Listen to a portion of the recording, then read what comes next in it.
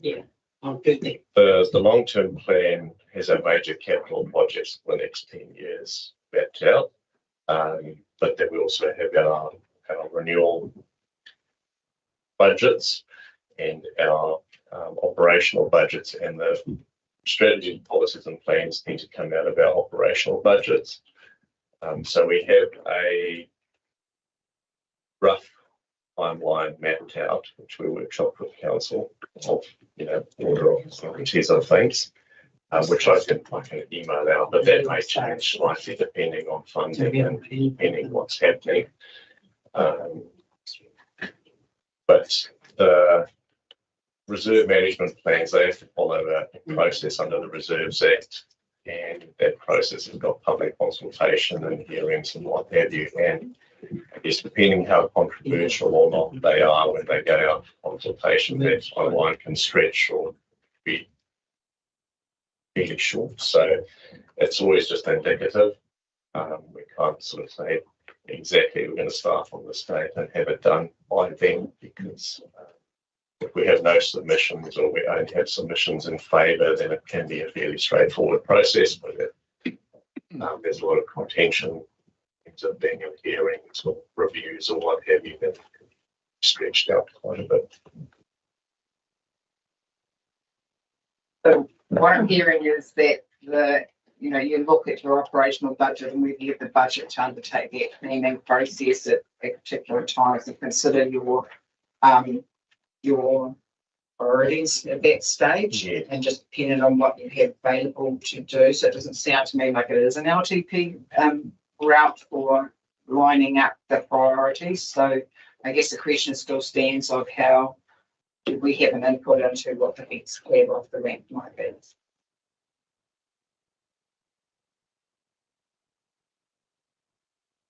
Yeah, I guess there's still the option to make an LTP submission. Doesn't necessarily have to be about a capital project, to identify issues that are important or that link to capital projects, because yes, having a management plan can assist with planning the future capital works. But equally through this forum, if the forum feels strongly about an issue and wishes to provide feedback to council, I guess that's part of what the purpose of this forum is. Thank you. Thank you. No other further questions. Jim, Mark, someone move it, the report be received. Only John in the second day. Adrian, all those in favour say aye. Aye. Contrary, carried. Thank you, Mike. This stage we're going to our apologies. The apologies from Watching Kathy, Gary, and Kaho. Someone move these apologies be received. Leo, seconder. Joe, all those in favour say aye. Aye. Contrary, carried. Just want to remind everybody that this meeting is being live streamed, and we have Hinarani online. Yep. But we'll just carry on with our meeting, and we've got at the previous minutes. Someone prepared to move the minutes. It was present at our meeting. I'll move. I have a seconder. Adrian. Any matters arising? If not, I'll put the motion that it's moved and seconded. All in favour say aye. Aye. Contrary, carried. Thank you. Jill has a matter that she would wanted to come. We're going to address it in the iwi when it comes up to the iwi report. Jill, are you happy with that? Yep. As a later item. We'll carry on with our meeting. Item number 2.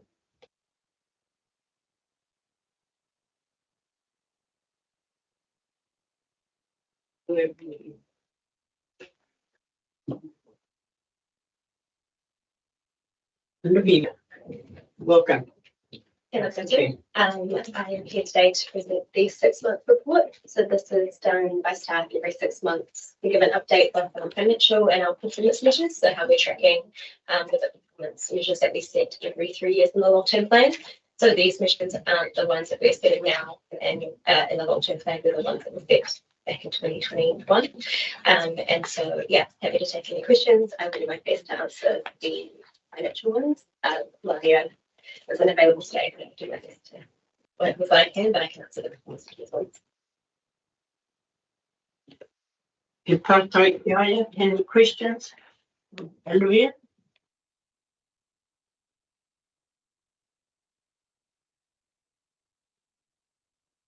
Olivia? If not, will someone move the report be received? I have a mover, please. Ray John, no seconder. Adrian, all those in favour? Aye, contrary, carried. Thank you, Olivia. Sweet. Laura, long-term plan related, non-long-term. Welcome. Madam Chair, kia ora koutou. Just before we have Niall to talk to you about the long-term plan, we've now opened the consultation. I'd like to talk to you a little bit about some of the non-long-term plan related policies that we're also asking the community for feedback on at the same time. And we would really appreciate you sharing this with your networks and also maybe consider making a submission of your own on some of these policies. So we've got a couple of sort of social and health related policies out there at the moment, legal highs policy and the smoke-free outdoor spaces policy. And so the first one, the draft legal highs policy. So this is a policy that restricts where any psychoactive substances may be sold from in the district. Sometimes these substances are referred to as legal highs. And this has come from a few years ago. There were some community concerns about the use of substances such as synthetic cannabis and so forth. There was a bit of a loophole there that's been closed with this legislation. And the Act, Psychoactive Substances Act, set up a national body where these products need to be approved through that body for sale. So effectively they're banned. There's no legal products available for sale at the moment. However, this policy is in place to provide restrictions in case that was ever to happen.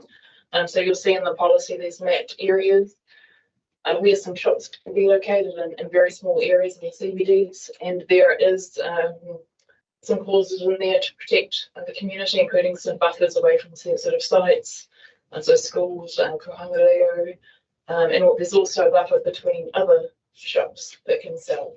So that's one there. It's a bit like an insurance policy for council in case that was ever to happen. The second one we have there is the smoke-free outdoor spaces policy. This is not a policy required by legislation. It sets out some smoke-free areas, public areas, so parks, playgrounds, CBD, outdoor areas in the CBDs. It's really a policy, council have had it for quite a long time now. It was introduced as a result of advice from health authorities such as Te Whatu Ora, Waikato. And it's really in there for the health of our community. Council are looking at reinvigorating with a bit of an education campaign a bit later on, but we'd really like to hear from the community if any changes need to be made. We kept the mapping areas are the same. It's pretty much the same policy, but we're really keen to hear from the community what they think. And finally, this is a policy related to building. It's called our dangerous, affected and unsanitary buildings policy. This one is also, it's a requirement by the Building Act, sets out council's policy, how council respond to concerns about unsafe buildings.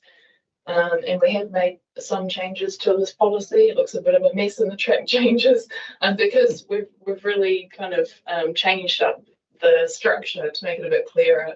There were references to heritage buildings that were put in one same area, so hopefully it's a bit clearer to the community about what the process that council follows if advised of a concern about the safety of a building.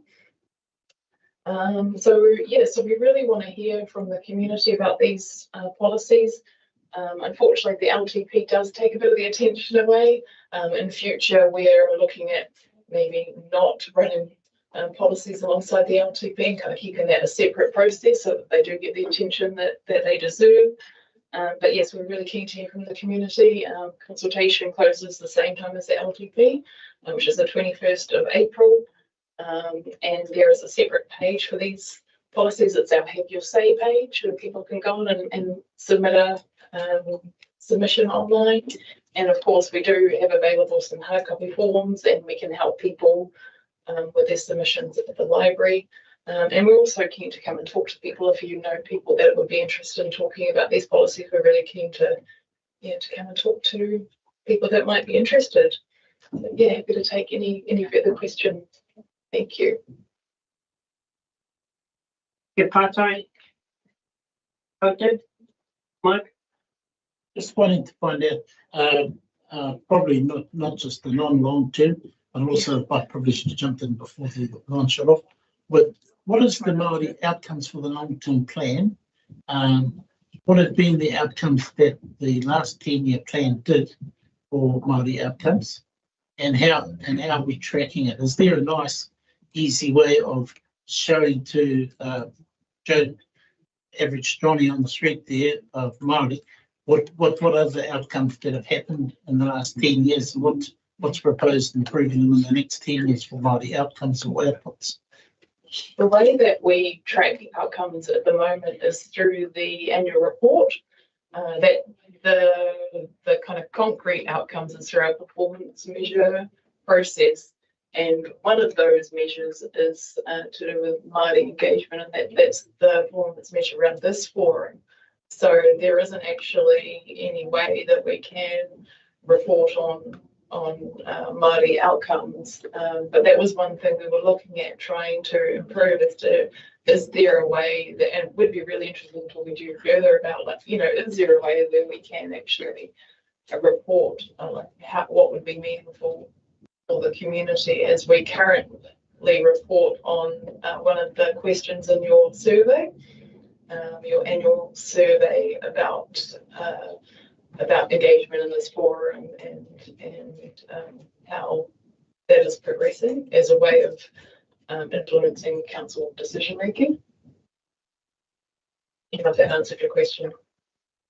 Probably just back to the forum for ourselves. Have we ourselves as the Manawhenua Forum, have we directed anything around submissions going in for an outcome? For example, might be Urupa. I see cemeteries in here, and I know public cemeteries get looked after and everything else, but many of our marae provide a public service to our people. They're not mowed, they're not cared, they're not looked after.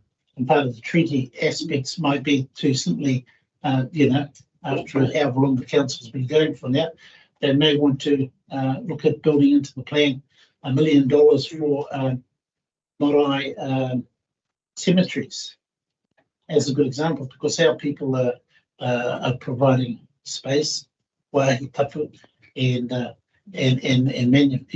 doing it each year as it goes. Yeah, I would probably suggest putting in a submission. Yeah, I know. Yeah, that's probably the best way of having that considered formally at the hearing. Yeah, where all the submissions are considered and then decision making is made on the 8th and 9th of May. And people can come and present their submissions to council on that day. So yes, I would advise to submit on that and any other topics. Yeah. Good idea. We all sort of come together to within, done it total. Keep Kaneki to Karo. Yeah. Yeah, probably. I mean, just quickly looking at it, that's all. I have to sort of go through here and try to compare with. So if that happens for the general, what happens for the Māori, what happens for the iwi, etc., etc. So I'm going through like that. So Joe blogs out there won't I won't see anything rational or what's actually happening. Papakai is another development that we've been doing. Obviously, we started it, and there might be an outcome that needs to be shown on this, how that's moved along. Is that in there, or do I have to go look for it? No, not specifically Papakai, no. It sets out, so there are a number of different sections in the LTP, and one of them is about all the activities that council is in charge of, and one of them is that area of the district plan, and it goes into like general terms, but it is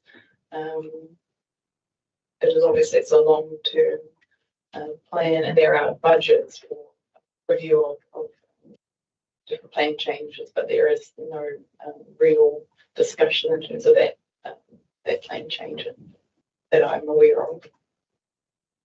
Gerald, you had a question? Probably not a you question, Laura, but in general, does council offer any support for people to make submissions? And then secondly, is there an opportunity for the Manawhenua Forum to workshop to make a combined submission on some key priorities that come out of the Te Manawhenua Forum? Because I always hear when we ask questions, make a submission. So yeah, what is the support that's offered, not just to to the community to make a well-informed, well-drafted submission, but also to the Manawhenua Forum? Is that, what's the opportunity there? Probably not. Yeah, correct. So I think the first point about the Manawhenua Forum, it's kind of about providing the opportunity for you guys to come together. That would probably be a governance question, probably not something that I can answer today, but I think that's a fantastic idea. In terms of support to like the wider community and whānau, we're trying a few different things this year, and a lot of it is electronic. So we've got we held a webinar, couple of webinars just the other day, and we kind of trying that at different times, so to capture different audiences. And so that's in terms of sharing information, because it's all very well to look at a website, but it's great to talk through that with people. And also if people want support with their submissions, and they can come to one of our libraries. They've got kiosks, and they can step our friendly library staff can step them through that process. Our team are very happy to meet with individuals or groups. That is by request. We also we've attended some business events and age concern and things like that. So we're very happy to come to people. If they need any support in any way. But we are also trying something a little bit different this year, and that a lot of it is very much online based. However, we do also understand that that's not the best way for some people to provide us with submissions. They prefer the paper, write down their thoughts. So we also have paper copies that we can give people. Yeah.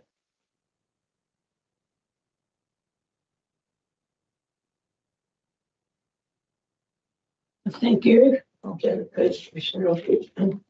I'll move the report we received. I have a second that, please. Leo, all those in favour say aye. Contrary, carried. Thank you, Laura. Thank you. If I just put my question to the table, then is providing an opportunity for the Manawhenua Forum to come together to workshop over some priorities to make a submission to the LTP. Yeah.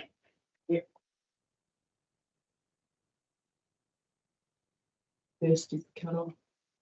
First is May, April. Oh. So I've got a sort of possible follow-on from that, which is this something that potentially could be looked at, like doing some really serious preparation for the next LTP process? Because I agree, we do keep hearing, oh, well, it's an LTP thing. And just taking on board what Michael was saying about what are the measures that are there. I mean, this could be something that we work closely with staff on, having a look at what measures there might be that they can then be like thoroughly prepared for the next LTP process as well. I'm not saying instead of what you're talking about, Jill, but just it strikes me as being, you know, you don't ask, you don't get. So maybe we should be working with staff to go over what the potential measures might be that they get data on, or the ability to get data on that could be tracking with the progresses.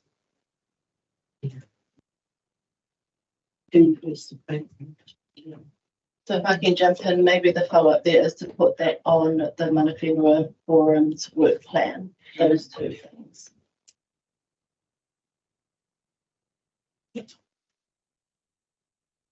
That's the feedback that you're providing back to council, so yeah.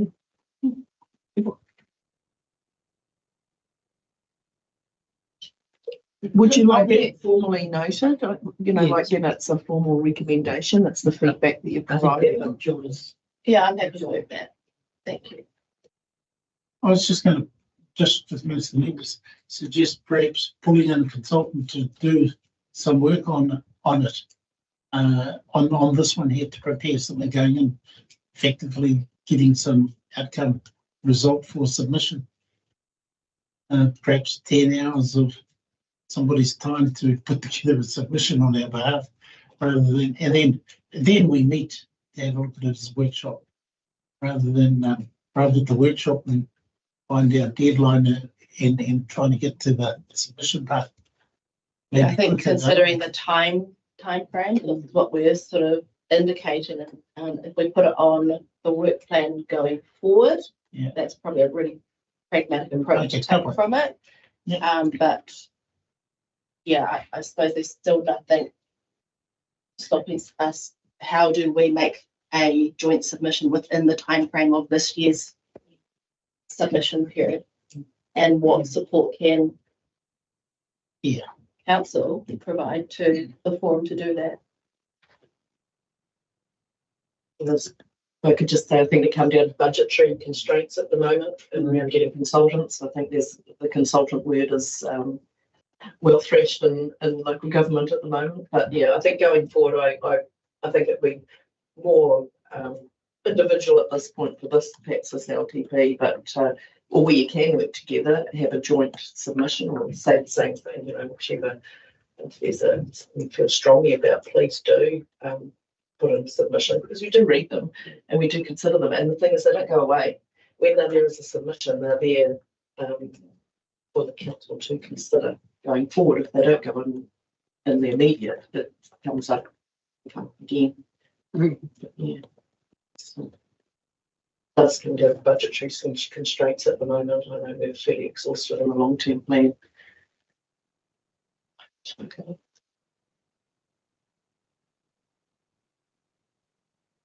Any other suggestions?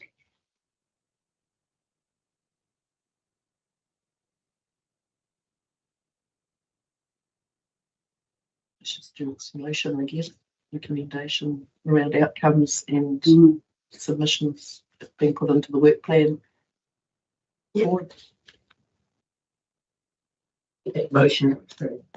Get that. Did you get that? Yeah. Joe's. I didn't listen. I just want to expand a little bit, please, in terms of submissions are very reactive, and it's often kind of, you know, not too late, but it's better if you get in at the design phase.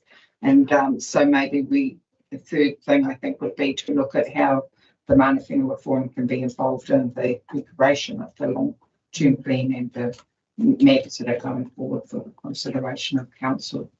And then Happy to move the amendment. I have a seconder. Yeah. Michael, all those in favour, say aye. Contrary, carried. Thank you. Niall, long-term plan.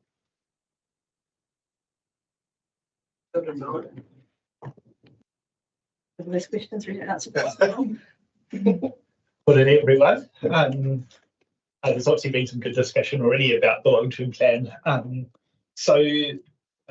Just really wanted to give the forum an update on the LTP.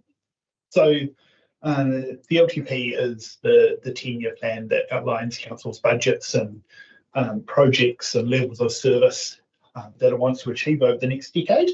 I have attached on your agenda, it's in a separate file, but the consultation document that's currently out to gather public feedback. So there is essentially 9 topics that we're seeking community input on, and those are the Te Araha Spa development and the future of that, roading renewals and the roading budget, the walking and cycling improvements around our towns, the town centre upgrades and the budget that's attaching to that, setting additional playgrounds within the district, the stage for the Matamata Civic Centre, and council's proposing to remove that from the budget, the services that we provide, and in particular the level of service and what's provided there, the future of the Te Araha Library and options around that, and finally rates and debt options. So what are the options around borrowing limits and things like that? So as was mentioned by Laura, this is currently out for public feedback. And this year we're trying, as Laura said, more of an online approach. So there's been a dedicated website that's been set up where you can go on and work through the topics, and you can submit on the topics that you are interested in. And you can also search the rates calculator. You can search your property details, and it brings up what the proposed rates are for that property. We've also got some other things that are out for consultation at the moment that are associated to the long-term plan, our revenue and financing policy, our rates for emissions, our fees and charges, and the development contributions policy. It's sometimes called the DC policy. So the report, I've just basically broken down what's contained in the long-term plan in terms of its sections. I've also included the proposed rates over the next 10 years. You can see the rates there for all activities, and then broken down by 3 waters,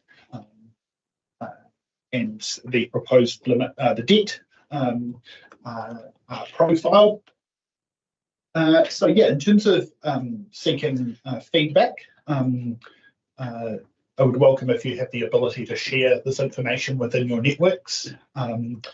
The consultation closes on the 21st of April. So if individually you would like to make a submission, then I would definitely encourage that. If the forum collectively would like to make a submission, we're happy to help put together a letter on your behalf, if that's something you would like to do. But obviously with the timeframes, we may have to circulate that by email or something, depending on how the members feel, just to get that approved outside of this meeting, so that can be lodged on the forum's behalf. If someone from the forum or individually who would like to come and present that submission to council, we will have our hearings on the 8th of May, and then after that council will have deliberations and decision making, and we'll let everyone know what the outcomes were after that meeting. Following that, the LTP needs to go back through an audit process, a legal audit process, and council will adopt the long-term plan at the end of June and strike the rates for the next financial year, and then the plan will come into effect on the 1st of July. So yeah, I'll leave it there and happy to take any questions, and perhaps Mayor Adrian might want to expand on the topics that are out for consultation as well. Yes. Yeah, I guess the important thing is to go to the npdc.nz/LTP website. It's quite an interactive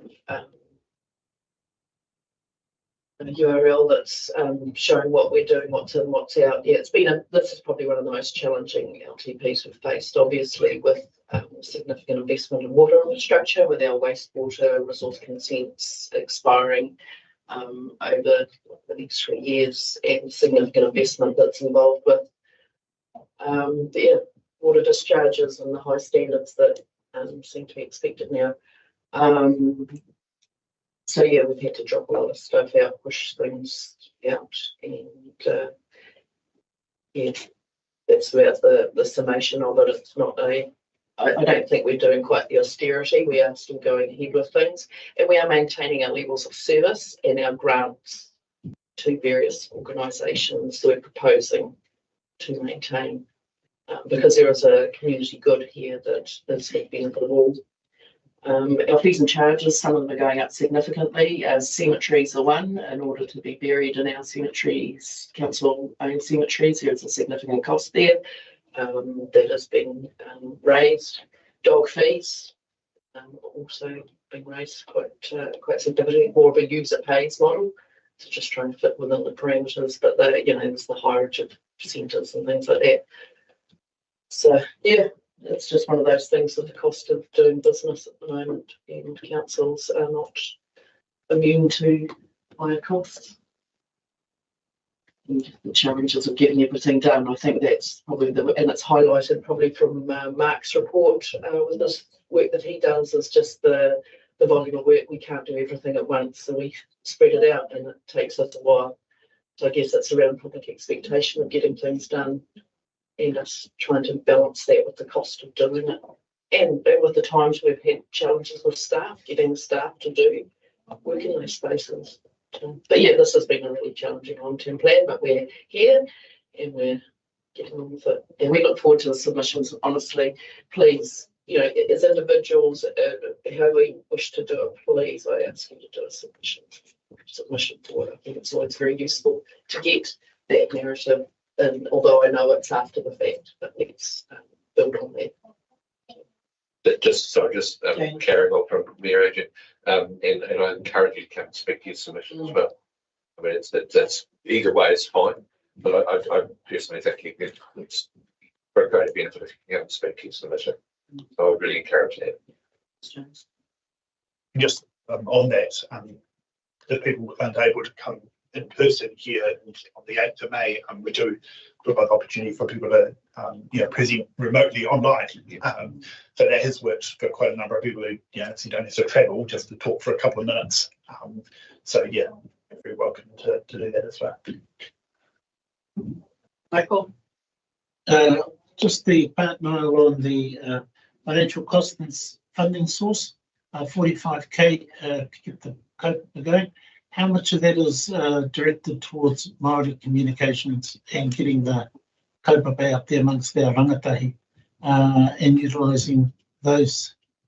How much of that, a breakdown of that would be coming?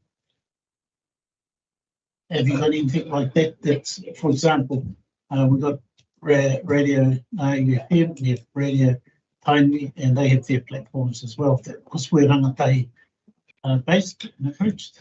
Jenny might be best place to actually speak to this one. So it's from a comms point of view. But yes, you're right that we do have that 45,000 budget that's allocated for LTP communications and engagement that is being done at the moment, essentially. Yeah. So in answer to that specific question, last forum meeting we brought a question to the forum around how could we better reach iwi Māori around the LTP, and the radio stations were suggested as a way to do that. Adrian last week did 2 interviews with Reno on Iwi FM, and we have been working with Mayor Toby Adams from Hauraki District. I think today they're actually recording him doing a video and some audio with the intent to supply that to the iwi radio stations, because part of the challenge that we found with this is that every council is in the same boat, and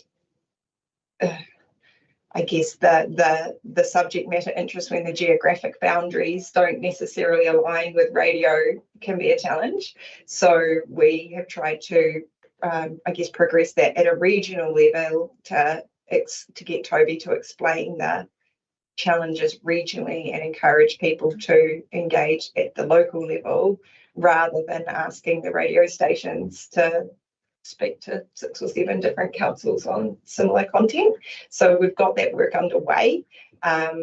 but it has been constrained by his time and availability. But we really valued that feedback last time round, and we're trying to, I guess, action that in a practical way for everybody. That's good. I think it's also, just in response to that, it's probably excellent for perhaps Del Marama to have a bit of airtime there, and just to have the voice going out there, that may really make a huge difference. And then other rangatahi from within the rohe, getting some of their opinion. And we're going as far as perhaps some of our young Māori MPs that are out there. For example, there's the Māori Party representative that's there, young one that's coming. That'll definitely get the ears and the attention of rangatahi, around this, and just, putting that perspective up there too, and utilising our own Manawhenua people across it, and probably linking those ones up with us back to here, so that they know there's somebody that's back at the table then to follow through what we got to say, taking the message. I think a bit like some of the other comments around, I think that there's some really good suggestions there that perhaps we could look at next time round, whether that's an annual plan or a long-term plan, looking at how we can bring some of the voices at this table through those engagements as well. Okaha is another platform, and I think Kingitanga does another platform. Can you explain Okaha to me? And that's one I haven't come across. Just AUKAHA. So that's a digital platform there that gets on with Facebook stuff. Bang, it's out tomorrow. It's the people that get, and then there's Kingitanga if you bring them in, because we're Kingitanga obviously, and get them to voice it. Yeah, you're just taking it only because I'm utilising those because our population's stats are different to yours.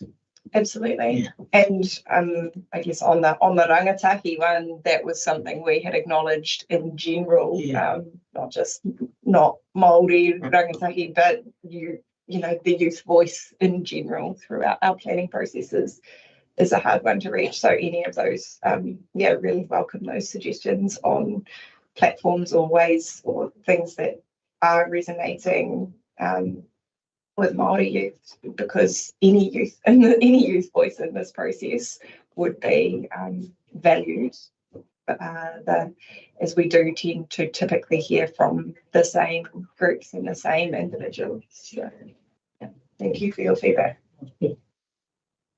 Just around the netport, just back to the netport, the expected netport charging fees. I think you said waste in it.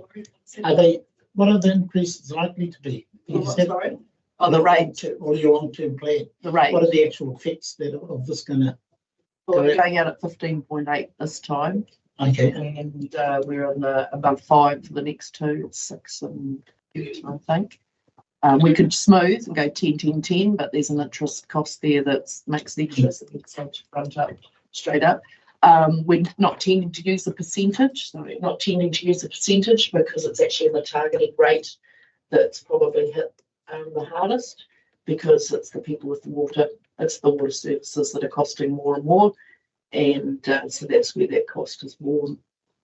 So it might be helpful if just on page 52 of your agenda, no, it's a long agenda. There's a chart in there that shows the forecast rates for each financial year, and I've broken it down by 3 water rates and then all other activities. So that's quite a good one to see. You can see that big spike in year 1. As Dania said, we've got 12% for all other activities and then 25% for the water, and then that drops down in the following years. So yeah, that's the proposal, and that's what's for feedback. The budget for this town centre upgrade, are they different? The 3 towns, the upgrade, or is it all the same budget? That was the streetscape, historic streetscape one. That's it's just basically there isn't any upgrades. It's to keep it fresh and tidy. We've pulled back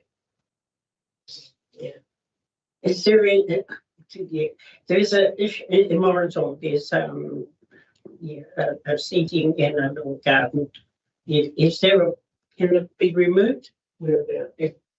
At the top end here of town, outside the Rita, yeah. it's already gone. That was done during COVID on the roadside. Well, it's fine, yeah, but the seating is still there, isn't it? No, It's been it's removed. gone. What was on the Yeah. roadside's been It removed. was removed, the seating stuff was removed probably only maybe 2 or 3 weeks ago, so It's it's February. relatively recent. Yeah. Oh, there you go. It was Maybe 2 or 3 months ago then. Yeah. Time flies. Yeah, no, that was done during COVID, and it was taken up 2 car parks. People said it wasn't really used. The podiatrist is there, and a lot of the older people can't Mm. yeah. Yeah. So No, that's good feedback. We've done that. So just to clarify, so there was previously some money for capital upgrades in the town centres, and that was in the previous long-term plan. And essentially what's proposed now is that funding is removed, the capital funding, and that there's just prioritising the maintenance and essentially continuing what's already there. And also they've got funding to deliver on the Pride of Place project, so to activate those town centres and making them vibrant places to be. So that's what's essentially included in the plan. So it's actually removing the money that was previously allocated, and that's something that we're inviting feedback on.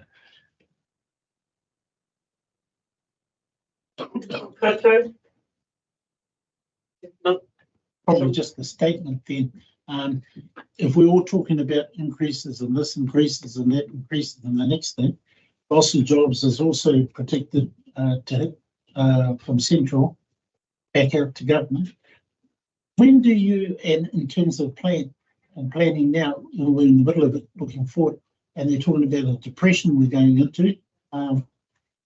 How does this reflect what we know is sort of coming at us? And then when we look at the most affected, which will be the youth, of this increasing crime, increasing costs, there must be a social aspect that's going to hit us as well in a negative way. The real challenge, Mike, to be honest, because the waters, there's no discretion. That is the cost. We cannot choose to do it or not do it. We have to do it. And that's what's driving it. Is there a discretionary social fund that we need to look at for a depression state that's coming up? Because Central's talking about, we're talking about. Yeah. So the challenge for us is, Mike, is that the total tax take in New Zealand rates is 2%. It's been 2% for years. Mm-hmm. And we're providing significant infrastructure to communities. So those services that we provide come at a cost. This is where this rates bill comes from, those costs. We don't make a profit from them. We're providing them at the best cost. And that's where there's, we're facing these challenges. And I guess the other thing is with our levels of service. We looked at if we could reduce the rate rises, if we could reduce by reducing level of service, we would have to cut significantly our pools, our libraries, all those other things, our rubbish collections in the town, doing our mowing. It was going to be a significant cut to make a difference to the rate rise. And this is where all councils are facing. The discretionary stuff, that's why I talk about the things that have been deferred and chopped off. They were the discretionary spends, they were the could do's. We talked about the must do's, the should do's, and the could do's. This long-term plan is based on must do's and should do's. And that's the unfortunate reality. And I know there perhaps is a social cost there. But how else are we meant to provide these services? We're caught between a rock and a hard place. Like GST, for instance, there was asking for more money from the government to give us the GST that's paid on rates. But the government's coffers are empty too. So, this is part of the debate around what local government are facing. And this is a nationwide problem. This isn't one unique to this district. So. I suppose just a statement, really, is you've got councillors who, we call it when they go to council. Stand, yes, but on the basis of being against Three Waters, right? So my question, well, it's not really a question, more of a statement. Surely there was a plan around those councillors' view of this being a reality. We knew, right, that our Three Waters, something needed to be done. So, I'm just more of a statement really around those councillors who stood on that message of being anti Three Waters, and now so this is the outcome of it. So I guess if I could just put some context. In 2021, we priced Matamata's wastewater plant at $11 million. And it's not so much that costs weren't going to rise, but the standards have lifted. So I think it's what Te Mata Arawai, the regulator, has imposed on councils since its creation, because the standards, even to deliver drinking water, our drinking water was compliant, but to prove it's compliant, we are doing more reporting, more testing. That requires more resource to do the reporting. So our costs in general, just to operate what we're doing now, has gone up significantly as well. That was not foreseen with the regulator coming into the space, I think, is a thing. So we've got the regulator and the regional council. It's a double, sort of a double sword at the moment. But yeah, like you're quite right, and that's where with the CCO opportunity, I would hope that there are some efficiencies to be gained through working with other councils, because at the end of the day, it's pipes and infrastructure, and we all provide that. So there's common kit and staffing and all that sort of thing to go together, perhaps, but we aren't there yet. I hope that it's not just about Three Waters, it's also about the regulator. Yeah, I think my point is really around, we knew that the costs were coming, no matter what, if the regulator set them at this bar or that bar. There's standards there that are. I get that. I'm just saying that we knew these costs were coming, and council's role is to plan for that. So it shouldn't be such a fright or a shock. So we had in 2021, it was 11 million for a new plant at Matamata. So a certain amount of planning had been done, and what's changed, and it's just the costs have risen.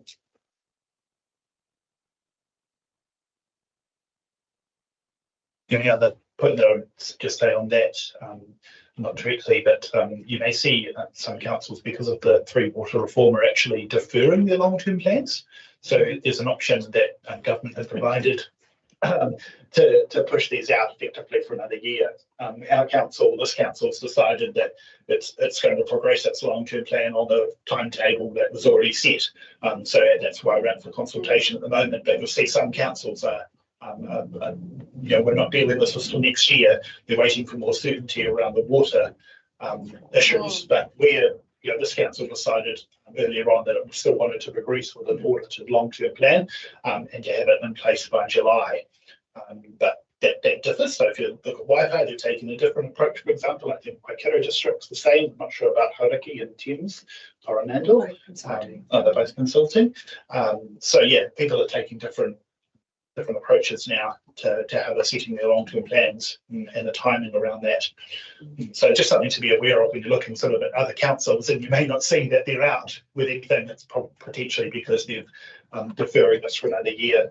And the minister has recently made announcements around further reforms in the water space that will need to be considered over the next year or so. So it's definitely an evolving space.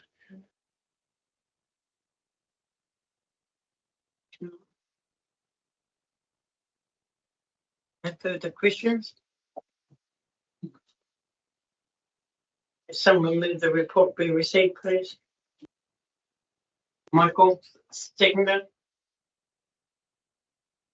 Adrian, all those in favour say aye. Aye. Contrary, carried. Thank you, Noel. Thank you very much. Nathan there.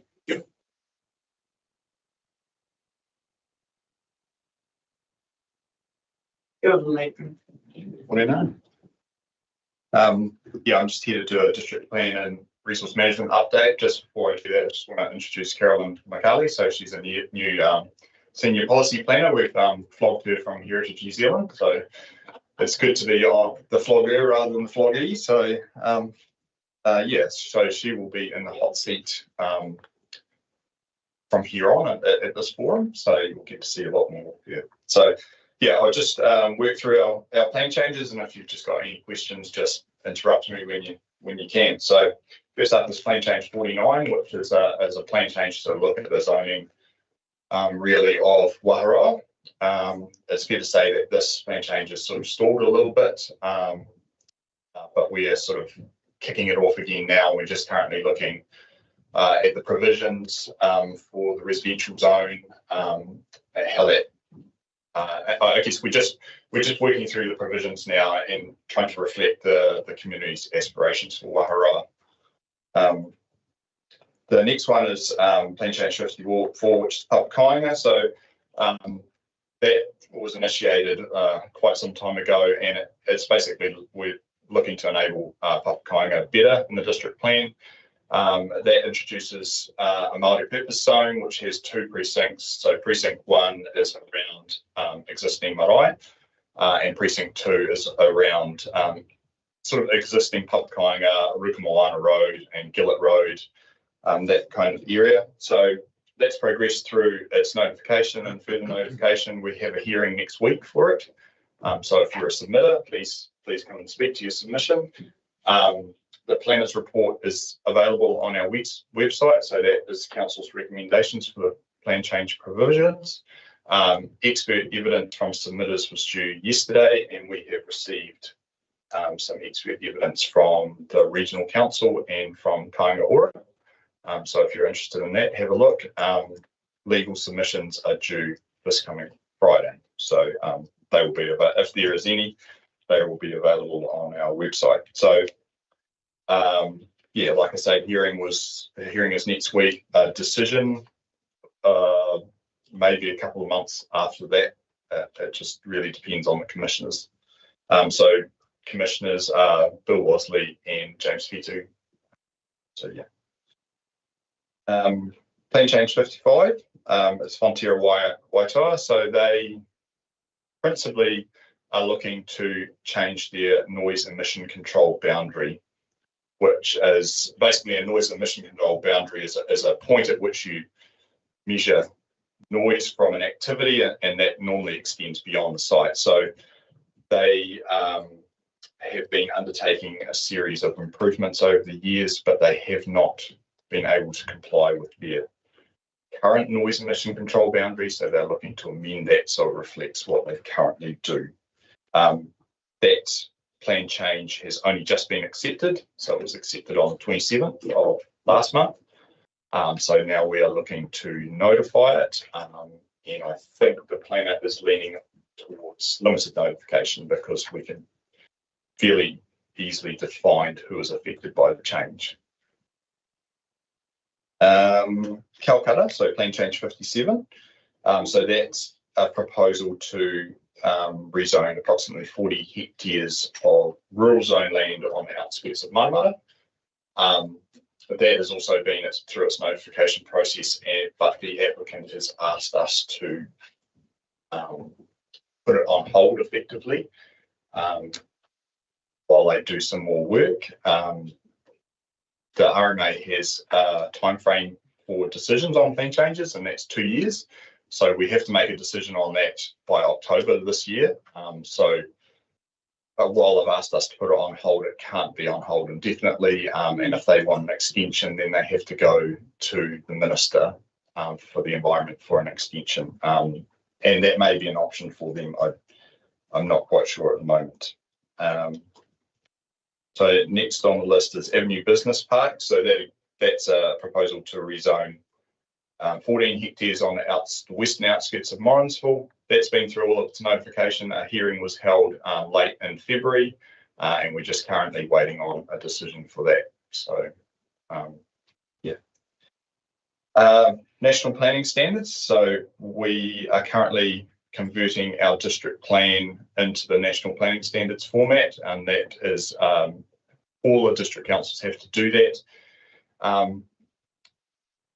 We were intending to do some plan changes as part of that process, but we have run out of time, so we're effectively flipping the current district plan into the national planning standards, and the plan changes that was associated with that process will come hopefully later in this year, sort of mid-year we're hoping to notify, but we were hoping to implement the national planning standards version of the district plan by May this year.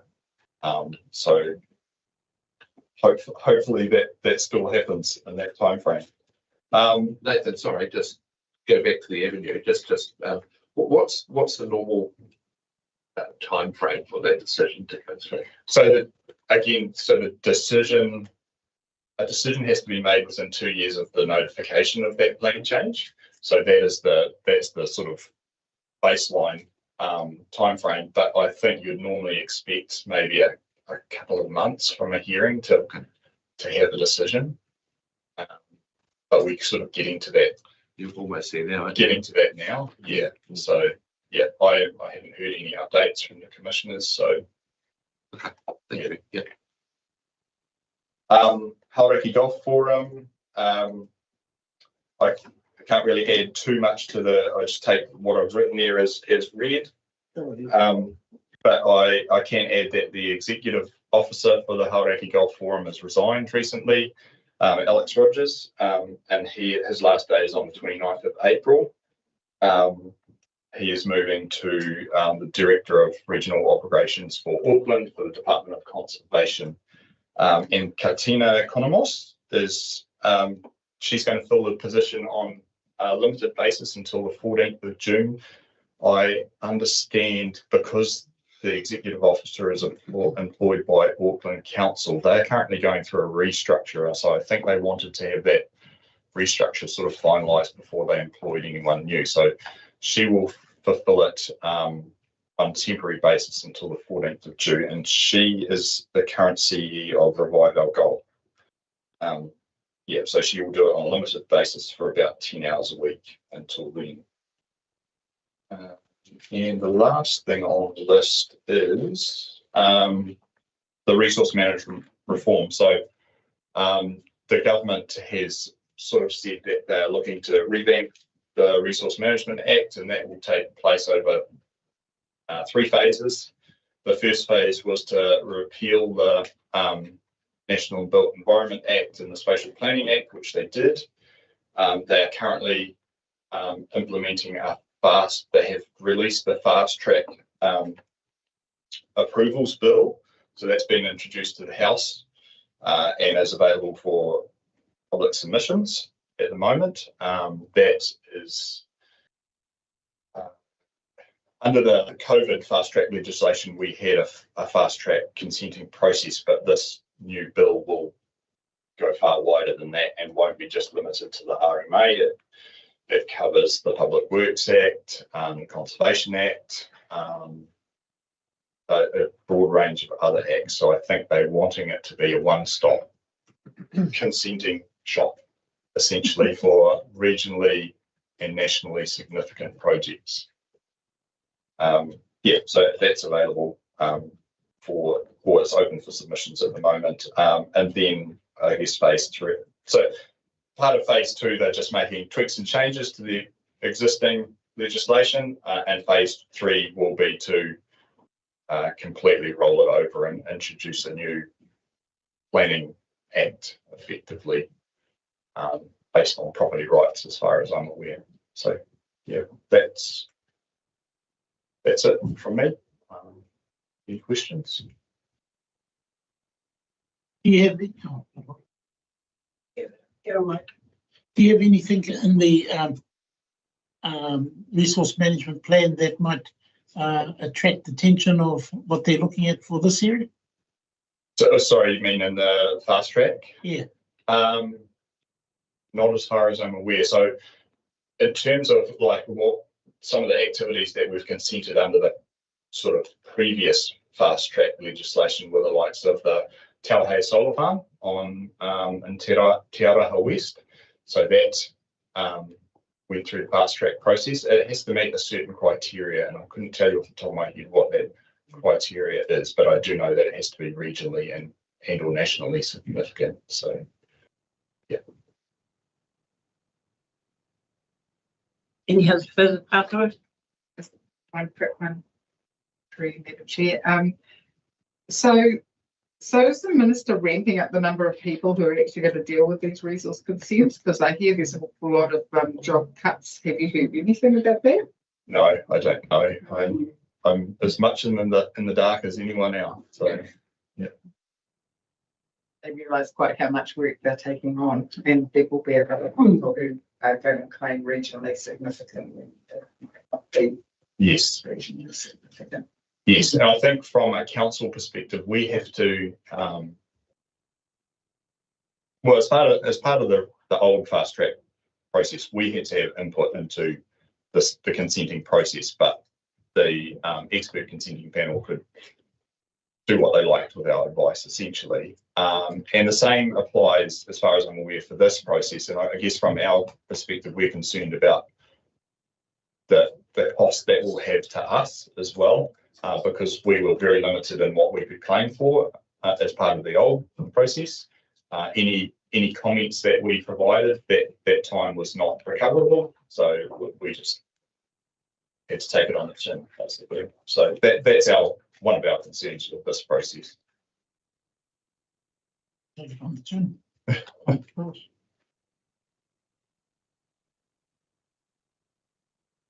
Thank you, Nathan. Nothing else?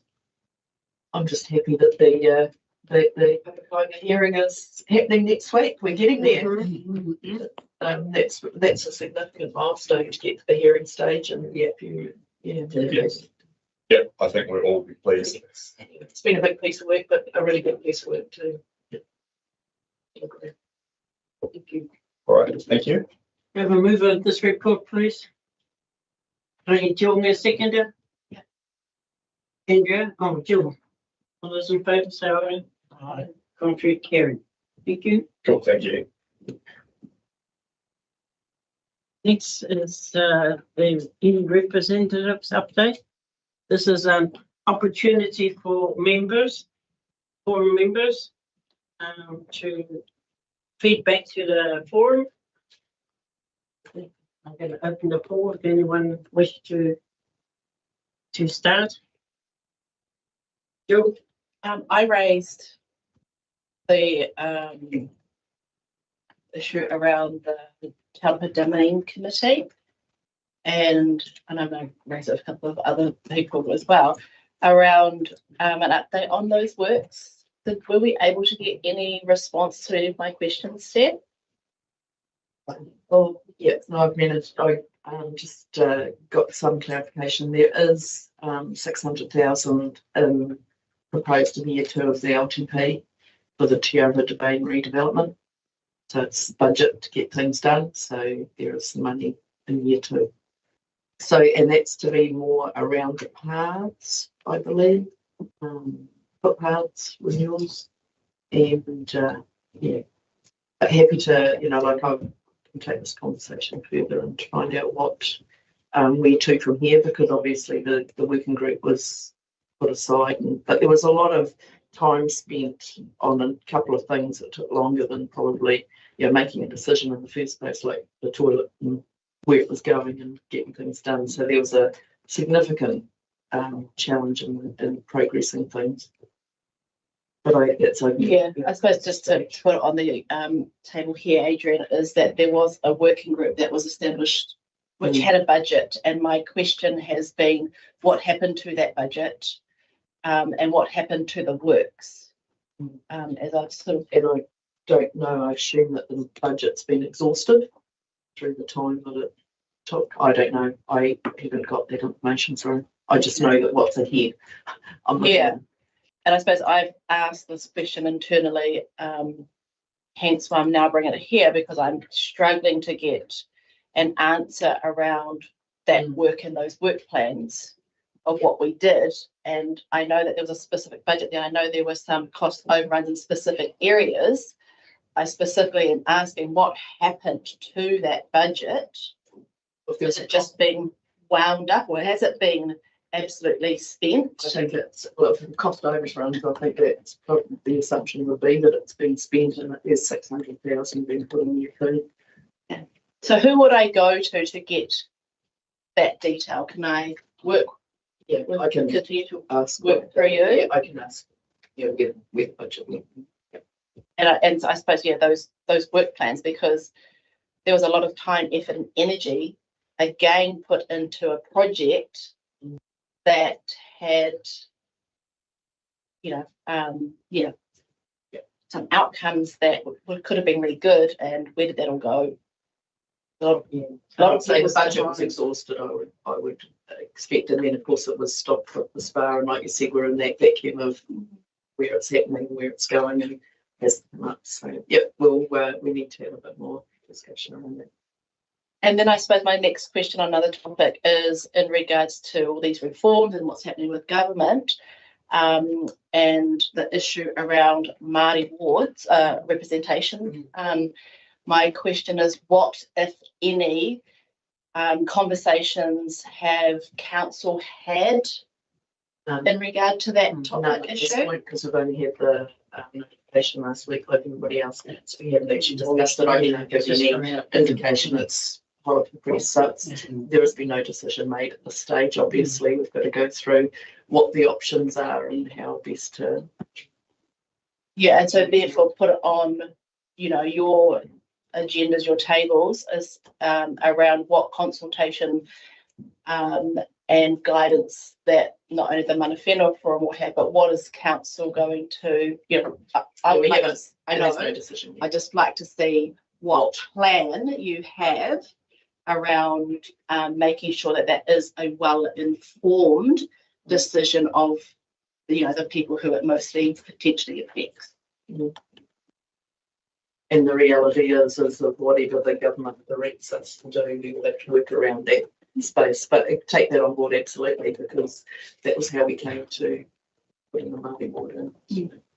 I'm sorry, I can't give any guidance at this stage of where we're heading. We have not discussed it.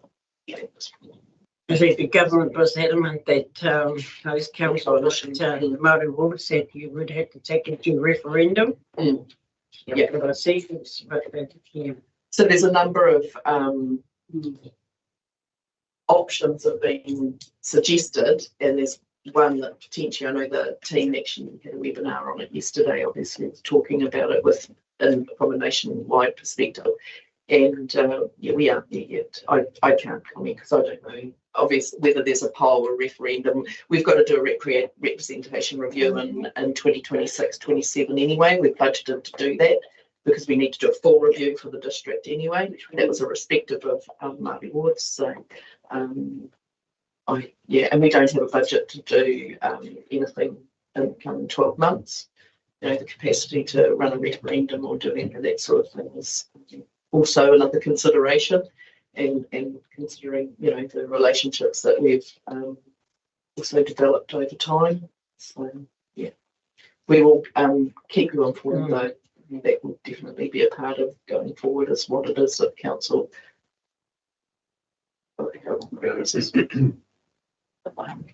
Anyone else got any matters? Yes, Madam Chair. I was bringing up the traffic on Ward Street. This is the Waharo Road east side of, that's the warehouse, and New North side of that road coming down straight into Waharo. But when I sent the thing through to Stephanie, someone talked to me about the Ngāti Hauiui Trust Catamount Street development, and that's all part of it. So I'd like to defer that until I've talked with the Ngāti Hauiui Trust. Because what was, like you mentioned, what was your angle? Was it around speeds or what? I'm trying to get my speeds. Yeah, because that's something you sort of talked about Ward Street. So, well, what about Ward Street? So, yeah, yes, because it's coming down from Matamata, and there's a 35-kilometre bend. Yeah. As you enter the Waharoa, right beside the Hauora Ngāti building. Yeah. And there's been several accidents there. But what troubles me is there's a 50-kilometre/mile sign, and then right behind it is the 35-mile/hour. I don't even know if people, strangers, have time to see that other sign. It's sort of you hit the 50, then probably shrink car spaces and into that turn. Local knowledge. Yeah. And then of course, further down about 100 metres, there's another hairpin right onto Cadman Street there. And when the young ones get there and they do a little spin and then they go, woof. Because it used to be the main road once upon a time straight through there. Yeah, That's yeah. the main road cut. It was not on the west side, it was on the east side. And they created these little dog legs to. Was Iwi Trust involvement there? That's on Cadman Street. And further down is the development. Can it be Hauora? The housing. No, housing development. That's Oh, how it's at the end of Cadman. It'll go straight through. It'll be a new road. And there's several other new roads, but maybe we can look at signage then. And I was looking at a speed bump. Now in 2016, I first approached the council. They said no money. 2019-20, approached them again, no money. So it's still no money. Yeah. I think And it's getting faster and the traffic's faster and faster. Whereabouts did you want the speed bump? Just down, not quite outside my house. That'll be easy. Yes, it'll be, and that's the thing, is that speed bumps do one thing, but they create a nuisance for another because people slow down and speed up. And so you achieve one thing, but you actually create another for the people that live immediately there. But I'm thinking maybe With fire engines and things like that, it does. Maybe the Cadman Street, when it does the Cadman Street Road, that's the entry to the development. That's way past the Hauora. That's just going straight past there, through the paddocks. There's a paper road there. Yeah, right. And it'll come close to Headley Street. That's the other street coming this way. There's a couple of new roads they're putting in. So you're aware of the plan? Are you aware of the plan, the layout? No, that's why I'm going to talk to Iwi Trust and see what's going on, and maybe just because is it McGowan Street? McGowan's the one comes from Petrol. No, that's Mowbray. What's the next McGowan one? Street, it's right on Wall Street. That's another area where they come off State Highway 27, they walk down McGowan and turned up our way and walk to town. And that's only because they're dodging the traffic stops that, What we do in Walton. Yeah, I'm familiar with it. It's just just see the splash cars, trainers, woof, woof. Yes, I'll do some work with Matamata-Piako Trust and see what we come up with. I passed it on to Barry as Good. well. He said he was going to liaise and get back before he gets clear direction from other parties before he gets back to you. Yeah, Barry Reid is our staff member that handles all of that work. Because the school, mind you, it's probably not as much because it's on the other end, but the school speeds are the speeds past the school, okay? It's not as busy there, is it? It's more like you said, they're coming down the service station, Mowbray, and then cutting along and around. There's the schools further down. We watch them, they come through, then they come through, spin around and straighten up. But I'll work with Matamata-Piako Trust. Lisa. See Lisa. Yeah, that's good. Thank you.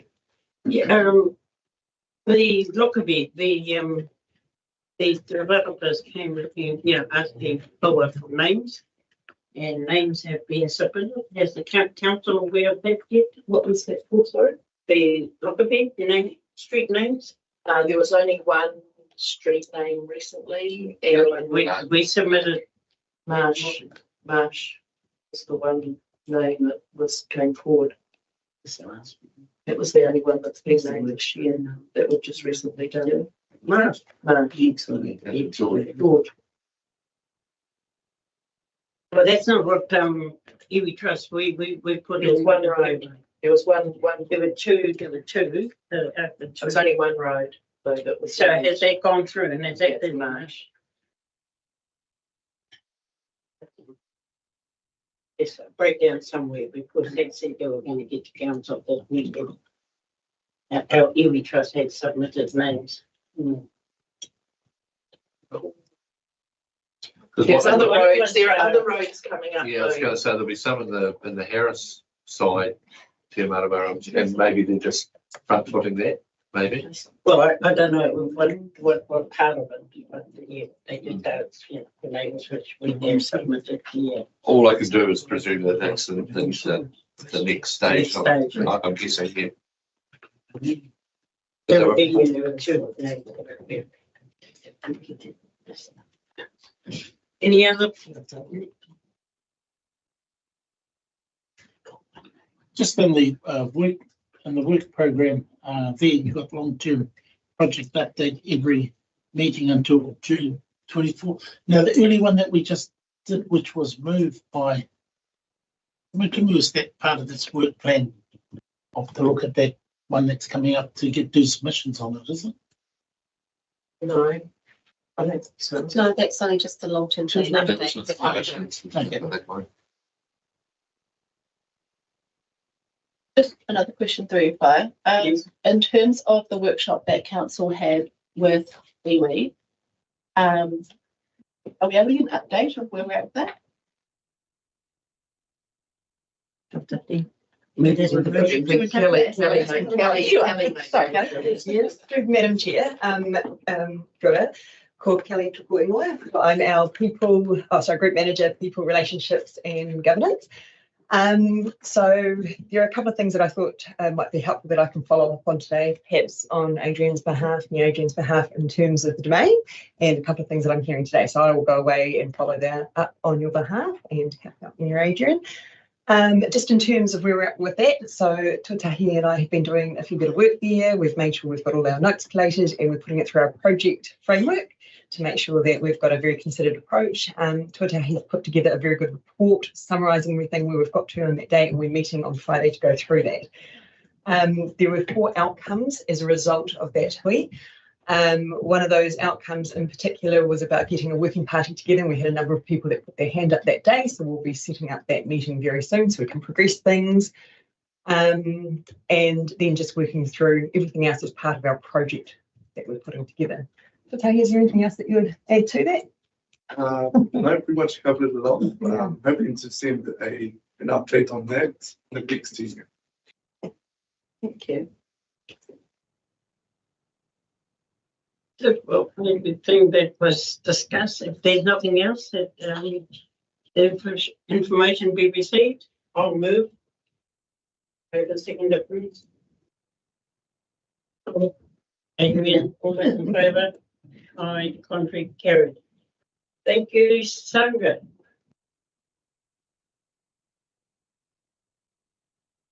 Work program.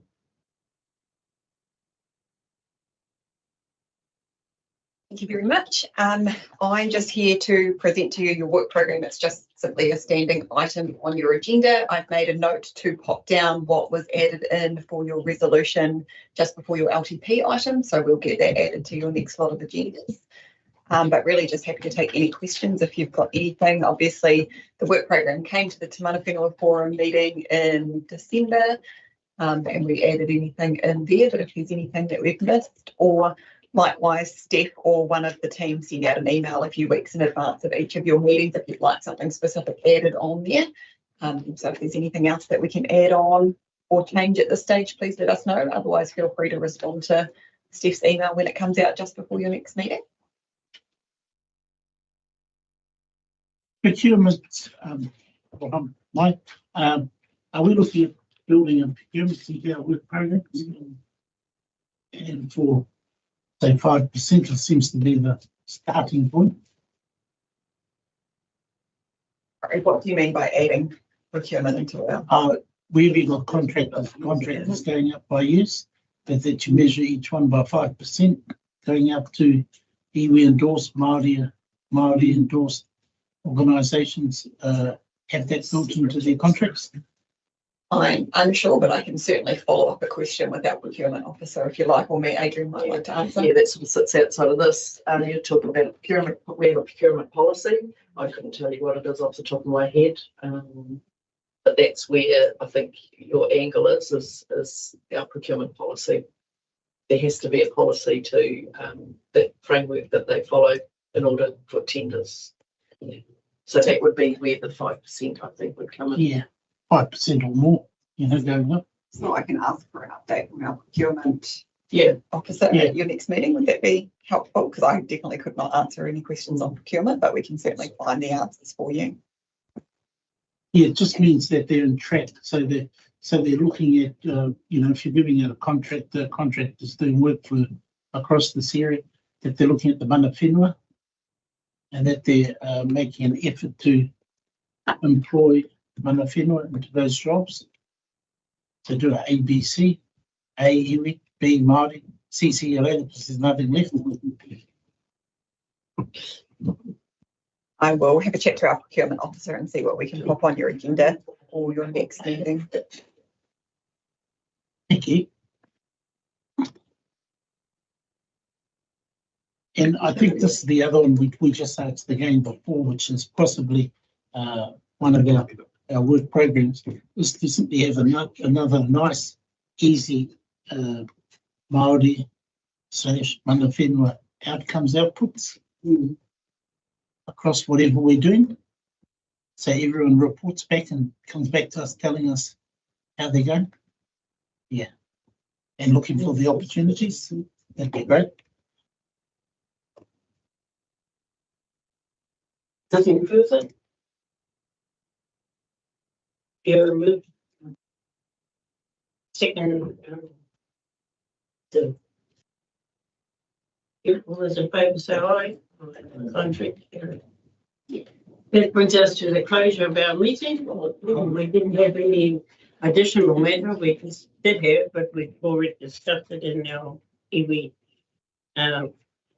representative up. So I just say lunch. There is morning tea because we could be over in what I talked to. So there is better.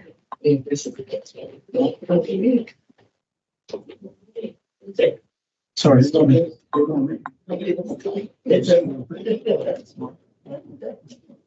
He's loud. It's a really cool picture, eh? Really cool. Do that little. It's cool. It's on the side. Or Yeah, it's a really cool.